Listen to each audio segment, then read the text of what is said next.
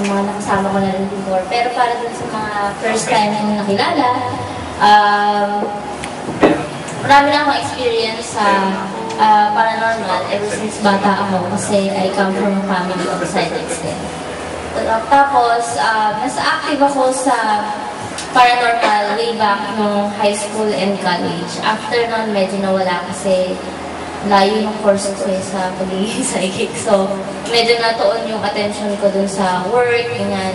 And then, recently, I had a huge problem. Hindi naman siya problem, pero parang life-changing moment na naghanap ako ng help kasi parang kailangan ko ng consultation.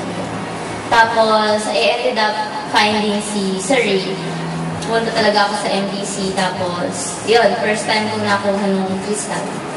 After nun, yun, wala pang MPN yun eh. So, after nun, nagdi-discuss kami na parang okay magkaroon ng ganitong community, gano'n. So, isa rin ako sa mga first supporters of MPN na hindi pa nabubuo yung MPN talaga. So, pinush ko rin na sige magkaroon ng ganyan kasi maraming ganyan groups outside sa internet, sa ibang bansa, pero sa Pilipinas wala. So, yun, nag-start yung MPN, yun, kasama na rin ako sa first 3 members. Magkakasunod lang tayong member atin.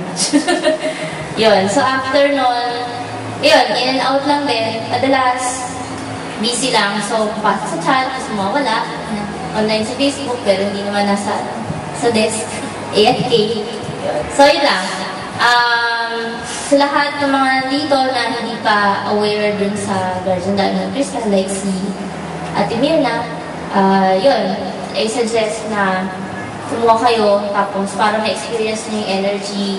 Kasi lahat ng mga meron ng crystal, I'm sure alam nyo natin yung effect na naman. So, yun, para matry na rin na-experience. Yun lang.